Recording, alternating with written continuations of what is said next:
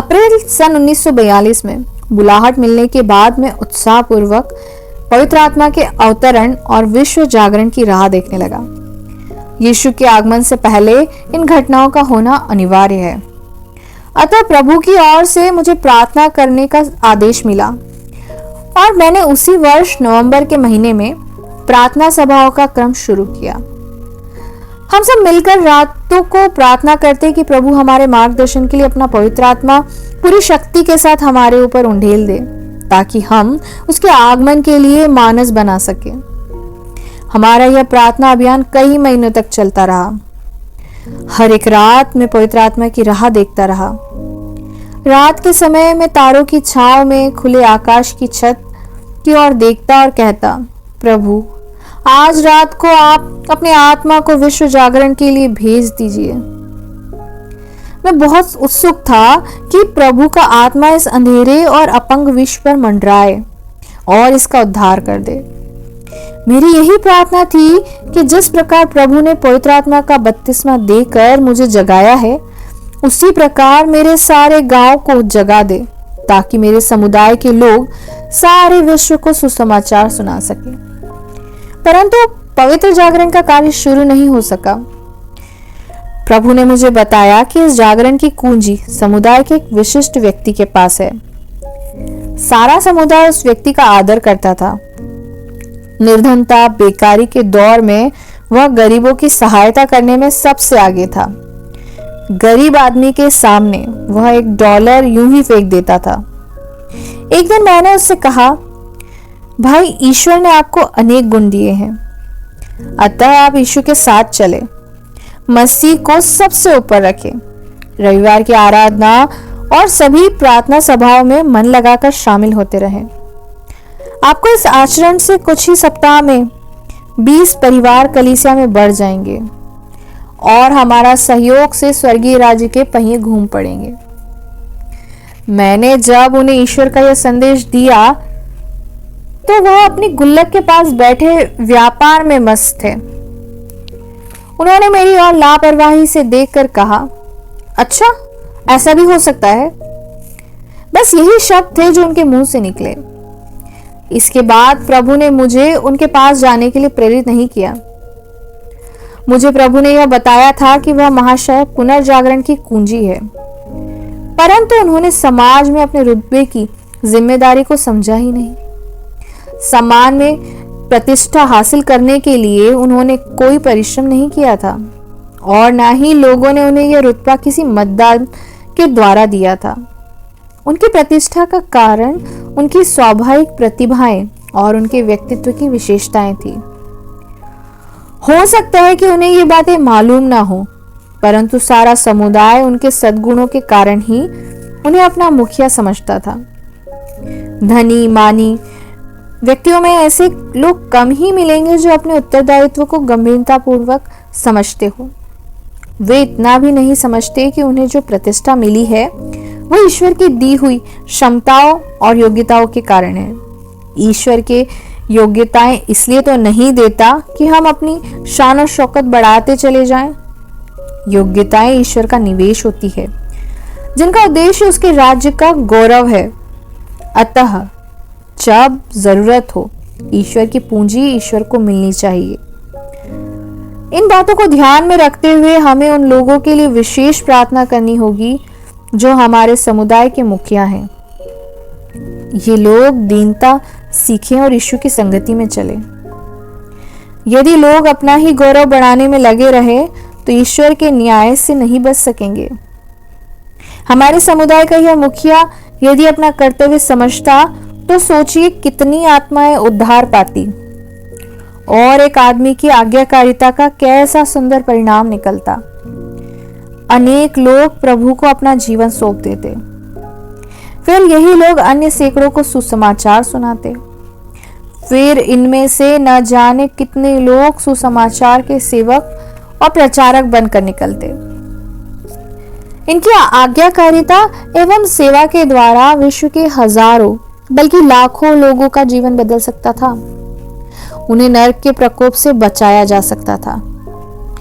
यह बात अच्छी तरह समझ लेनी चाहिए कि हर एक व्यक्ति की जिम्मेदारियों का दायरा धीरे धीरे बढ़ता ही जा रहा है।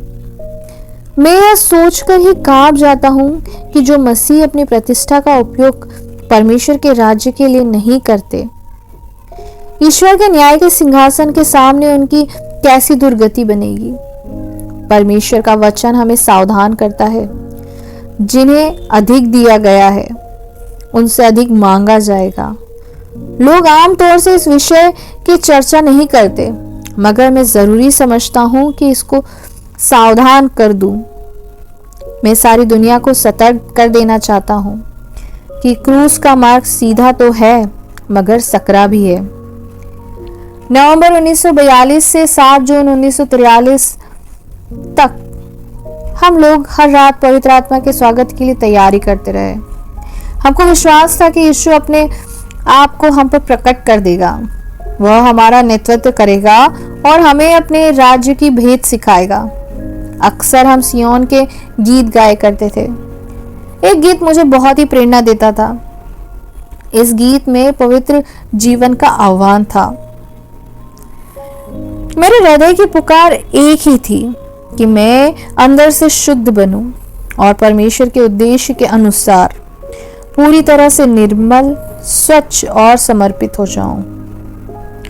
मेरी आत्मा के अंश अंश में, मेरे हृदय के कोने कोने पर, मेरी देह एवं मस्तिष्क के रेशे रेशे पर सिर्फ मेरे परमेश्वर का अधिकार हो।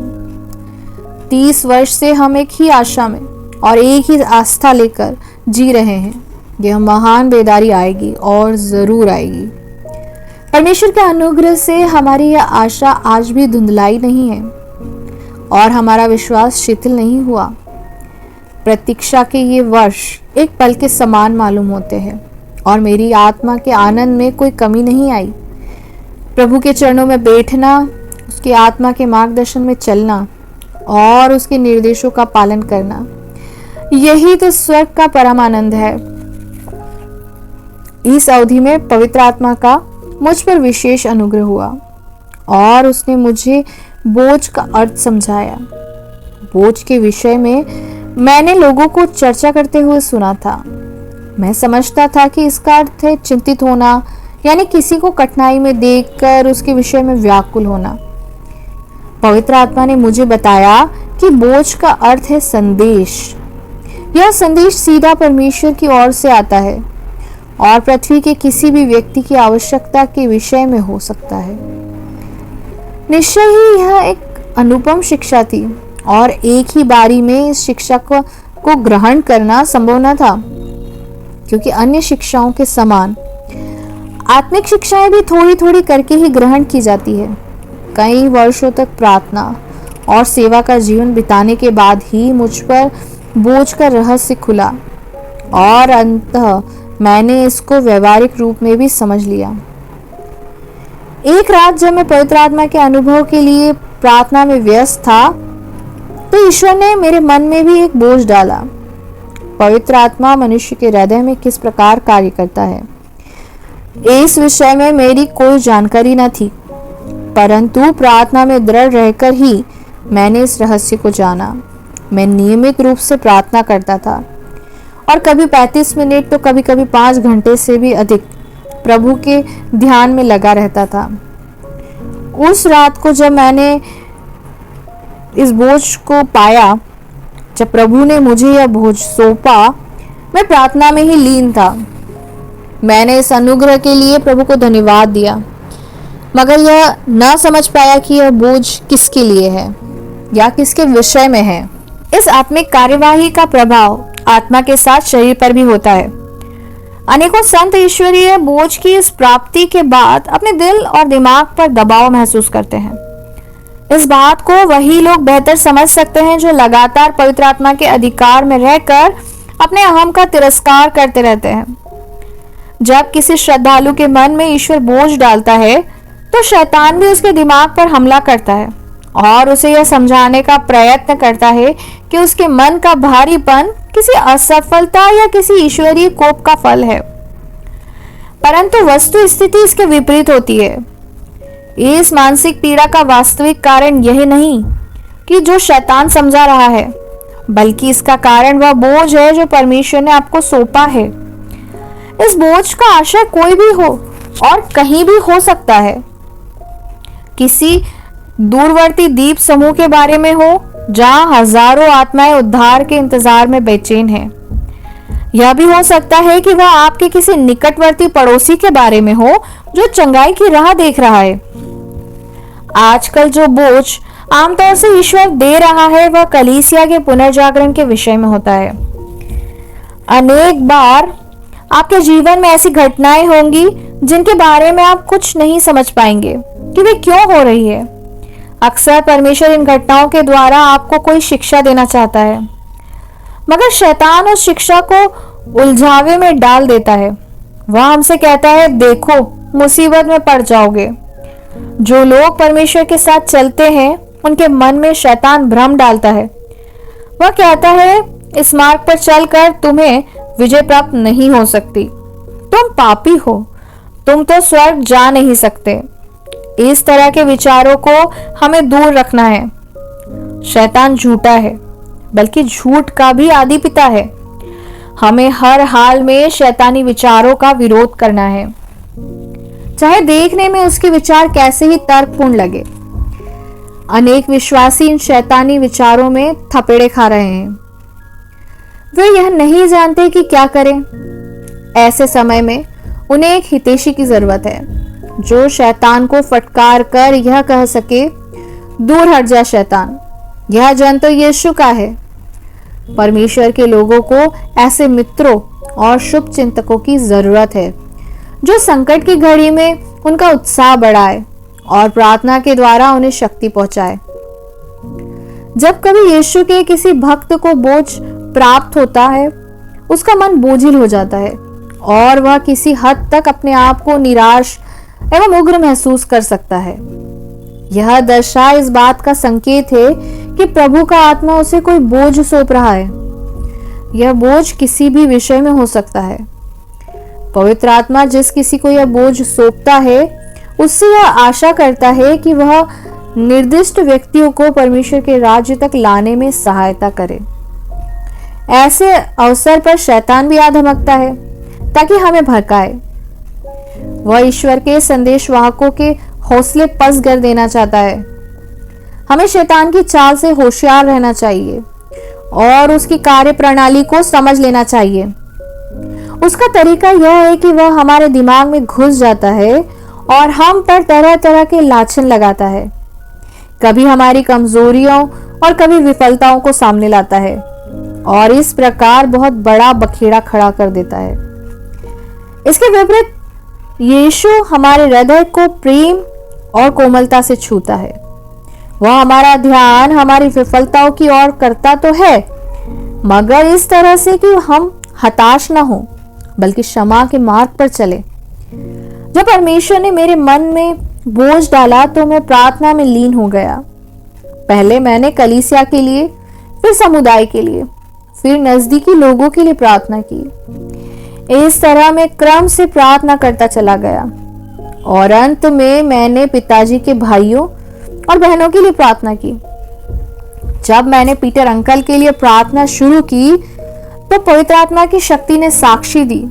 मैं तुरंत समझ गया कि मेरे मन में प्रभु ने जो बोझ डाला है उसका संबंध पीटर अंकल से है। देह पवित्र आत्मा का मंदिर है। अगर आप पूरी तरह से समर्पित हो चुके हैं तो पवित्र आत्मा भी आपको पूरी तरह से अपने अधिकार में ले लेगा। देह की मिसाल पियानो अथवा टाइपराइटर से की जा सकती है। अगर हमने अपने आप को पूरी तरह से समर्पित कर दिया तो वह हमारे द्वारा बहुत कुछ प्रकट कर सकता है। यह पहचानने के लिए छोटा अ कैसा है और बड़ा आ कैसा है बच्चों को काफी समय लग सकता है। इसी तरह परमेश्वर के संदेश को समझने के लिए प्रभु की भक्ति में पर्याप्त समय लगाना पड़ता है। यदि हम में धैर्य है तो हम परमेश्वर से बहुत कुछ सीख सकते हैं।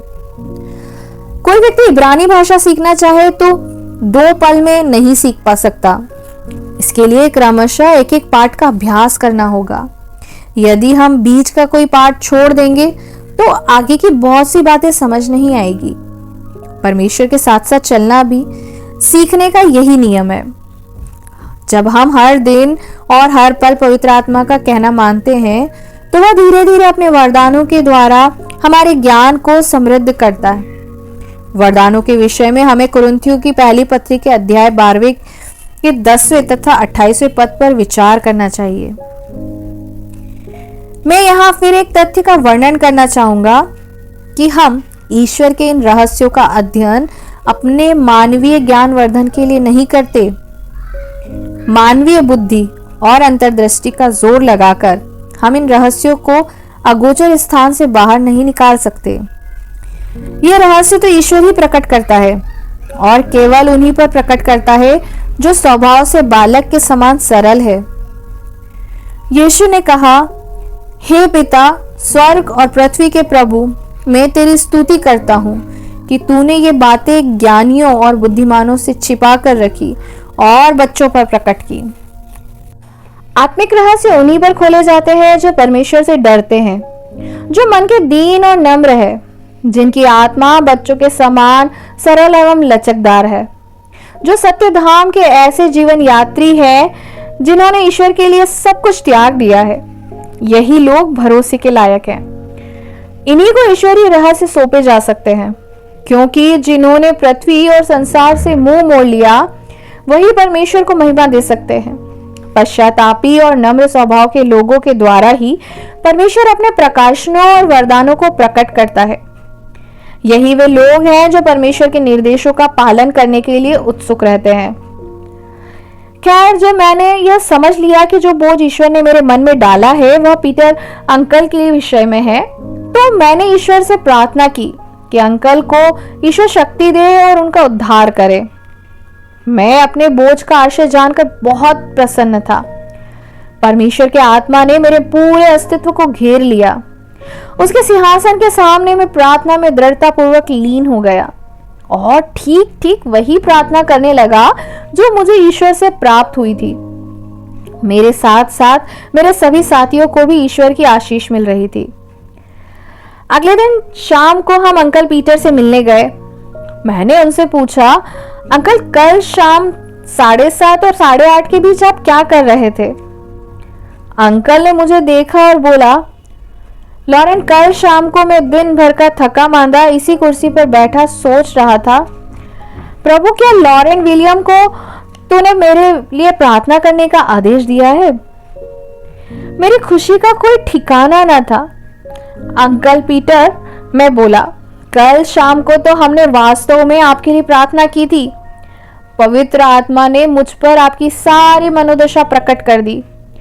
अतः मुझे यीशु के द्वारा ईश्वर से प्रार्थना करने का विशेष अवसर प्राप्त हुआ। इस बात से अंकल पीटर को भी बहुत खुशी हुई। लगभग 10 वर्ष के बाद मुझे मेरी प्रार्थना का उपहार मिला और बोझ का अर्थ समझने का पहला अनुभव हुआ था। परमेश्वर मुझसे क्या सेवा लेना चाहता है, यह समझने में मुझे कई वर्ष लग गए। परमेश्वर के अनुग्रह से ही मुझ पर यह प्रकाशन मिला और आगे भी जो कुछ जानकारी मिलेगी वह उसी के अनुग्रह से मिलेगी। आमतौर से जब मैं प्रार्थना समाप्त करने के लिए आमीन कहना चाहता हूं, तो परमेश्वर मुझे और अधिक प्रार्थना करने का आदेश देता है। यहीं से मेरी सच्ची प्रार्थना शुरू होती है, क्योंकि तब मेरे द्वारा पवित्र आत्मा प्रार्थना करता है और मुझे कलीसिया के तथा राष्ट्रों, व्यक्तियों और समस्त पृथ्वी के लिए संदेश सौंपता है। भविष्य में किसी आवश्यकता के संबंध में प्रभु आपको भी कोई बोझ सौंप सकता है। इसके लिए हमेशा ईश्वर को धन्यवाद दीजिए। जितनी आप ईश्वर की सराहना करेंगे उतना ही आपको ईश्वर का मार्गदर्शन मिलेगा। मेरा विश्वास है कि जितना अधिक हम ईश्वर पर भरोसा करते हैं उतना ही अधिक हम ईश्वर का मार्गदर्शन प्राप्त कर सकते हैं। अनेक लोग नए कपड़े, नए घर, नई कार खरीदकर बड़े खुश हो सकते हैं, मगर मुझे सबसे ज्यादा खुशी परमेश्वर के राज्य की वस्तुओं से और पवित्र आत्मा के मार्गदर्शन से होती है। अक्सर देखा गया है कि परमेश्वर की पर्याप्त स्तुति न करने के कारण हम अपनी चिरकालीन इच्छाओं की प्राप्ति में असफल रह जाते हैं। लेकिन अगर हम वास्तव में परमेश्वर की वस्तु में आनंदित होने लगे तो वह हमारे मन की सभी अभिलाषाएं पूरी करने में समर्थ है। सन 1941 से मैं केवल परमेश्वर की इच्छा को हर चीज पर प्रधानता देता रहा हूं। अतः वह भी मुझ पर पिछले वर्षों में बहुत मेहरबान रहा और बराबर अपने प्रकाशनों को मुझ पर प्रकट करता रहा। हालांकि मैं अभी ईश्वर के बाल विहार में अक्षर ज्ञान तक ही पहुंचा हूं।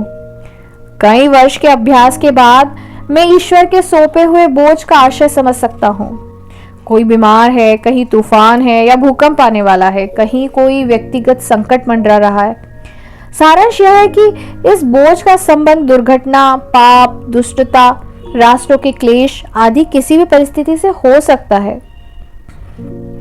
मेरे इस कथन के विषय में चौंकाने की जरूरत नहीं है, क्योंकि यूहन्ना 14:26 में साफ साफ लिखा हुआ है, परंतु सहायक अर्थात पवित्र आत्मा जिसे पिता ने मेरे नाम से भेजेगा, वह तुम्हें सब बातें सिखाएगा और सब कुछ जो मैंने तुमसे कहा है तुम्हें स्मरण करवाएगा।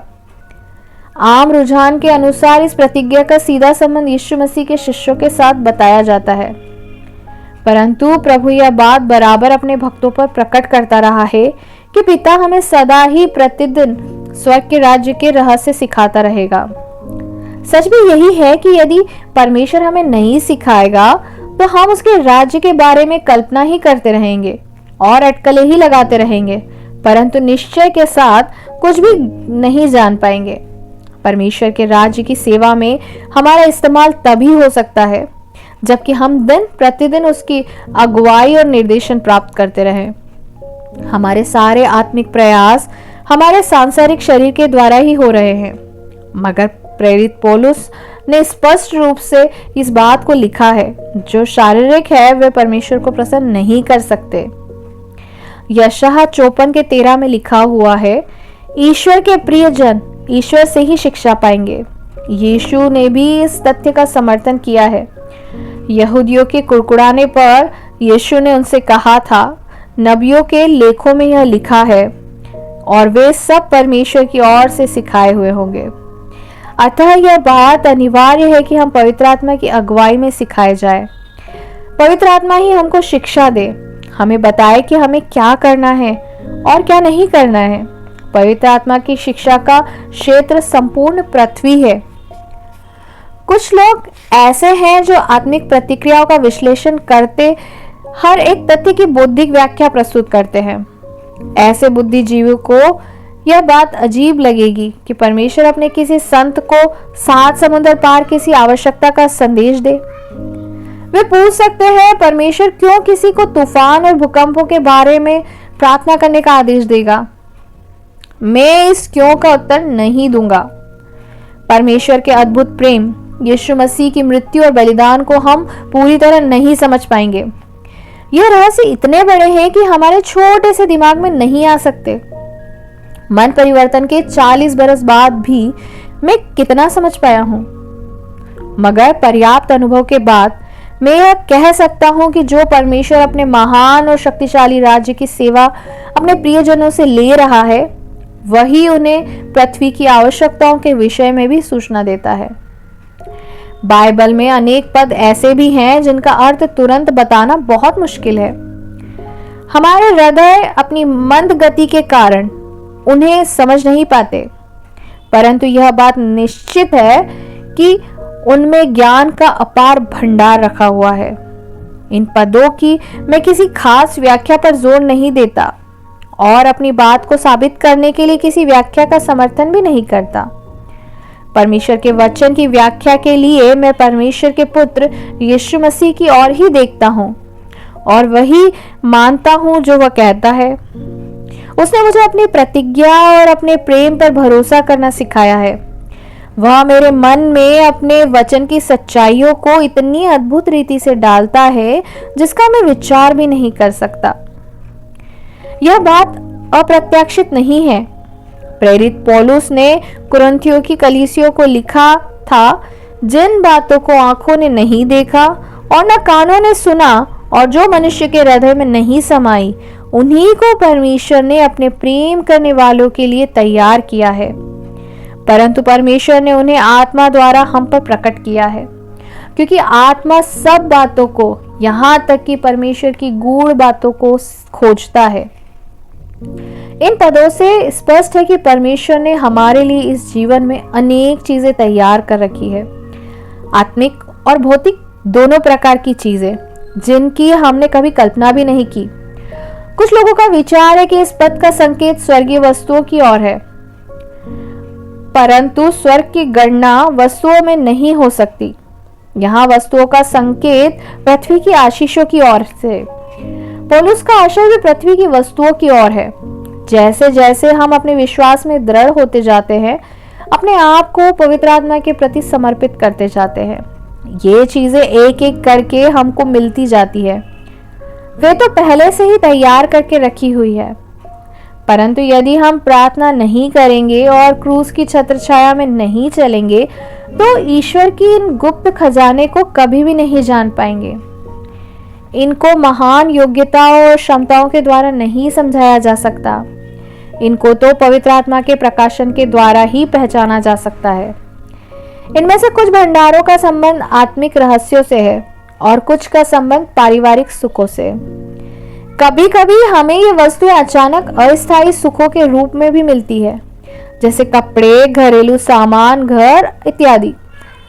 सच तो यह है कि हम छोटे से छोटे उपहार के लायक नहीं हैं, परंतु यह परमेश्वर का अनुग्रह है कि वह हम जैसे अयोग्य लोगों को हमारी आवश्यकताओं की हर वस्तुएं देता है। हम जानते हैं कि पवित्र आत्मा सब बातों को जानता है। परमेश्वर हर चीजों को तफसील से जानता है। वही तो पूरी सृष्टि का एकमात्र सृजनहार और ज्ञाता है।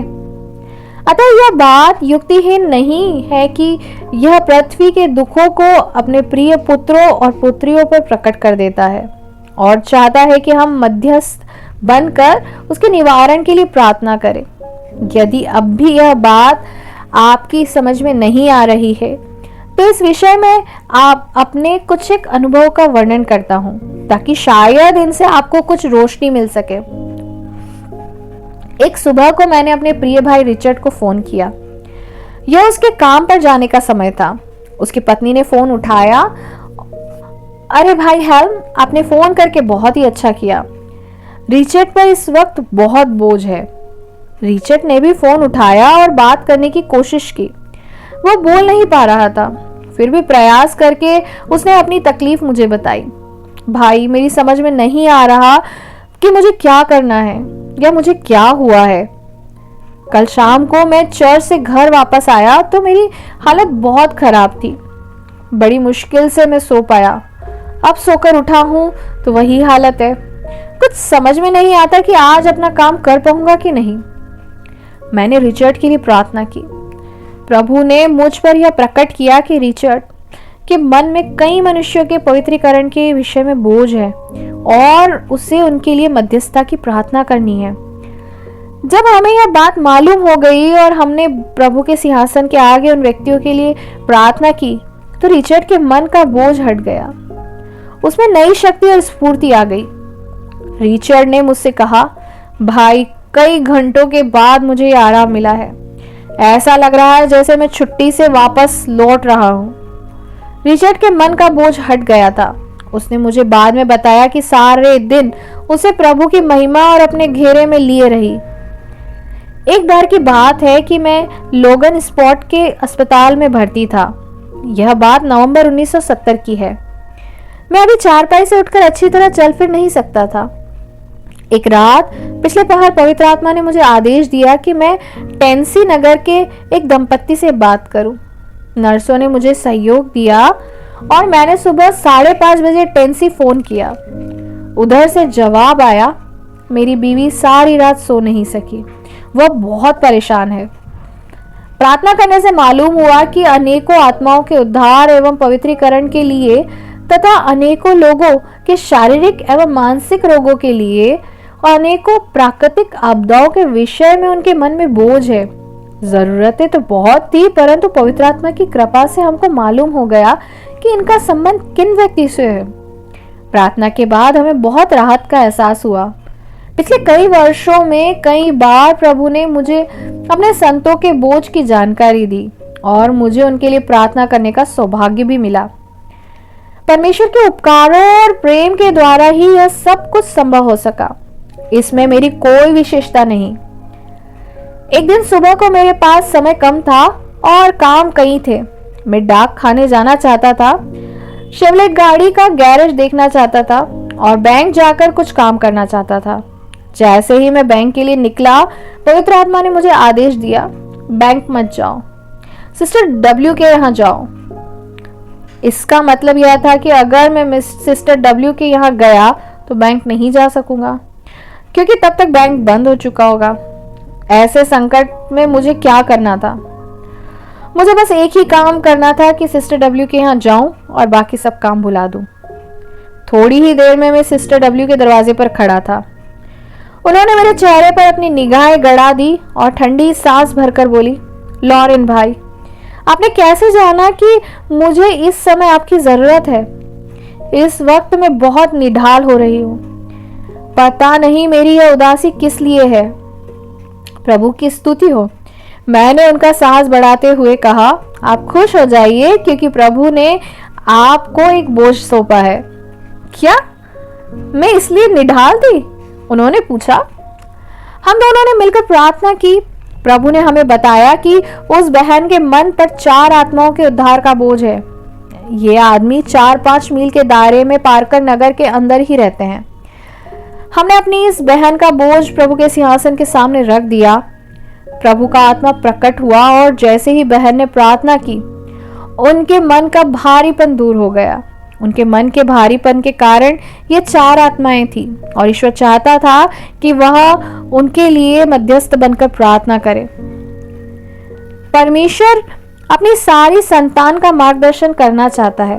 वह अपने आत्मा की पवित्र चेष्टाओं के विषय में हमें सब कुछ समझा देना चाहता है।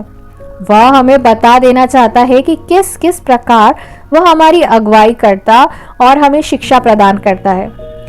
परंतु ये सारे कार्य वह तभी करता है जबकि हम लगातार और प्रतिपल उसकी सेवा में उपस्थित रहते हैं और हर्षपूर्वक क्रूस को थामे रहते हैं। अब सवाल यह उठता है, मुझे बोझ की पहचान कैसे होगी?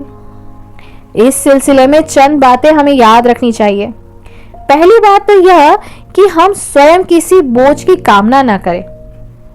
हम किसी विशेष प्रणाली या किसी विशेष तरीके को परमेश्वर पर न थोपें। बोझ के रहस्य के संबंध में मेरी व्याख्या को पढ़ने के बाद हो सकता है कि कोई यह प्रार्थना करे कि प्रभु मुझे सिखा, मेरा भी मार्गदर्शन कर, मुझे भी बता कि बोझ किस प्रकार वहन करते हैं। कृपया आप ईश्वर का मार्गदर्शन न कीजिए और अपनी कुलसित मानवता को इस मार्गदर्शन का आधार न बनाइए। मैंने कभी इस प्रकार ईश्वर का मार्गदर्शन नहीं मांगा। मेरा काम तो सिर्फ यह है कि मैं ईश्वर से प्रेम करूं और उसकी आराधना करता रहूं।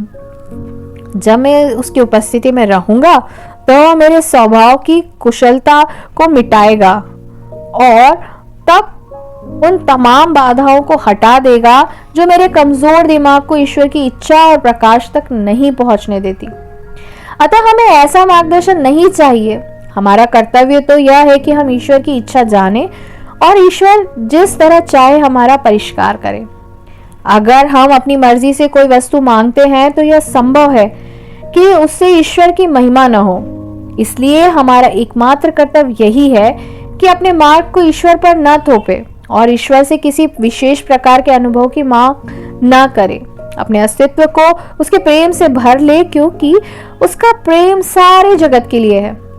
चिंता ना करें, वह आपको उपयुक्त समय पर सब कुछ प्रदान करेगा।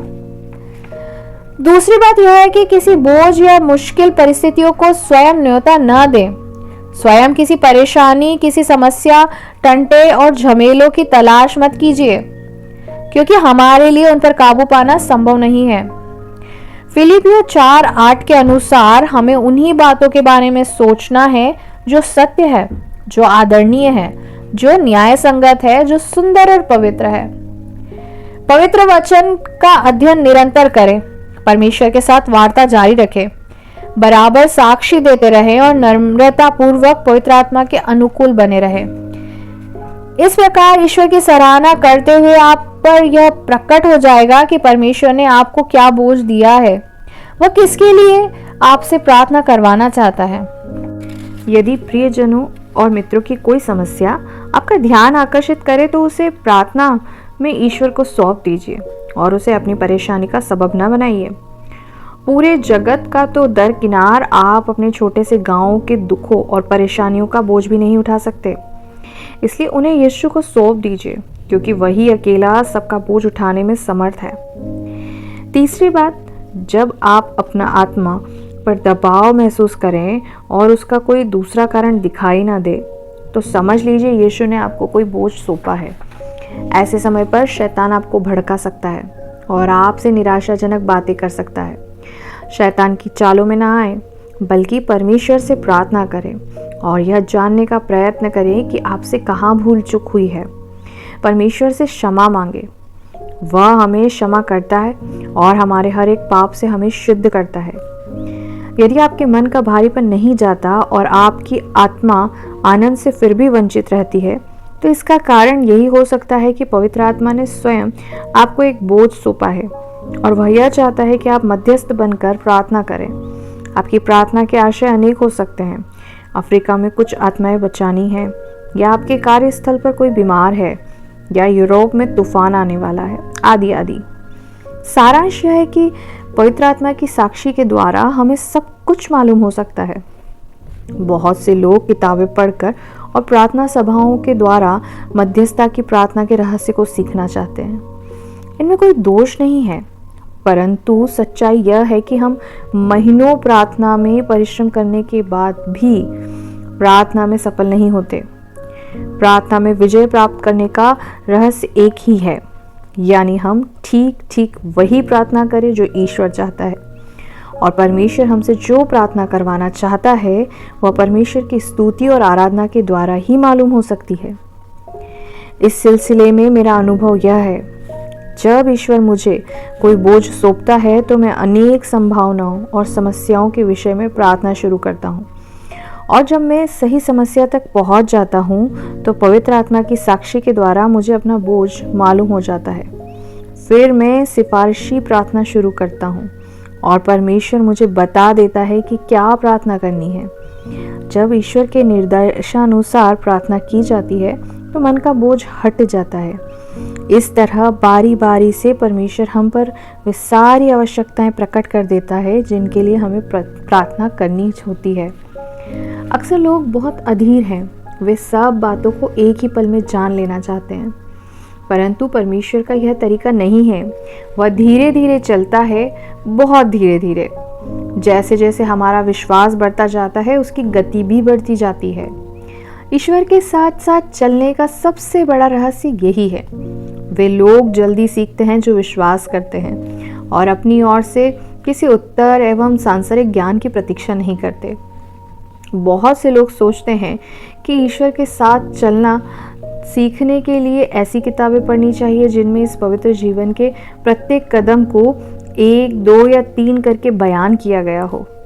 ईश्वर जानता है कि उसके महान राज्य के भेद किताबों से नहीं सीखे जाते। इसके लिए ज़रूरी है कि हम अपने अहम और अहंकारी जीवन को मिटा डालें और शक्ति का मोह त्याग दें।